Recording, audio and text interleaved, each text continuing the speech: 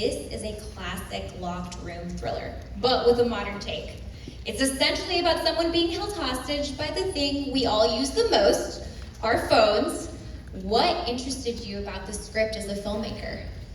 I mean, just the themes, the characters. I love, it's the subgenre of a single location movie, which is not totally, but it's pretty damn close, was really appealing to me, just because I think it allowed for me to really play visually in a way that I haven't before. And really being able to tell the story from Violet's point of view, and to film it that way too. So that was a lot of fun. It's awesome, it's amazing. Congratulations. Thank you. Yes,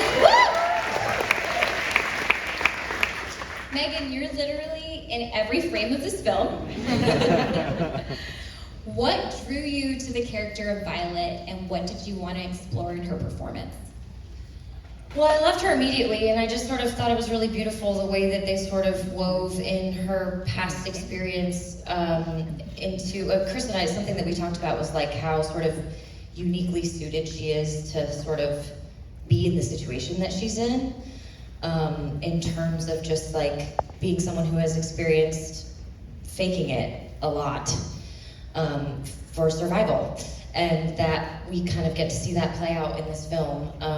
And I loved that she was the hero. And so, yeah, I was just sort of immediately smitten with her. It's also a intensely physical role. How did you train for the fight scenes? What was it like to work with a stunt Girl, I team? trained so hard in the gym. I was training harder than Brandon.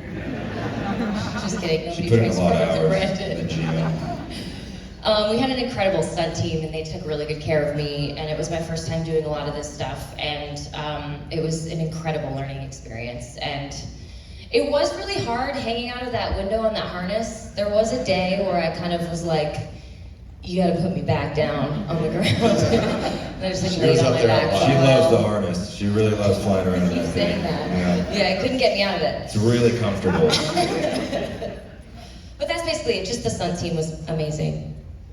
You looked great up there. Thank you, I appreciate that. Brandon, Henry is a character who's watching his date behave in increasingly strange ways. What was it about Henry that interested you? I mean, he's just such a lovely guy, you know. I mean, he really is. And he's kind of like I think if this movie was made, 20, 30 years ago, these roles would have been reversed. And I like that, you know. It's like it's her movie, it's her, it's that character's disposition when he's there in service of that. And just to hold space and try and figure out what the hell's going on. And then also the challenge of making that an interesting character and someone who has a life outside of it and a perspective was something that Chris and I were really keen on doing, and hopefully we accomplished that. Yeah. Yeah, y'all did. That's awesome. Woo! I mean, he is an interesting character for the audience because in most films he'd be the main suspect, and our perspective on him keeps on shifting as the film progresses. How do you factor that into your portrayal of him?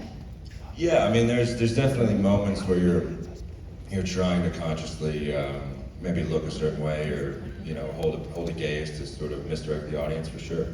Yeah, and strategically placing those moments in a subtle way, hopefully. Yeah. And Chris, this film completely takes place in real time. We're experiencing every moment as Violet is. What do you think that adds to the overall stakes and tension of the film?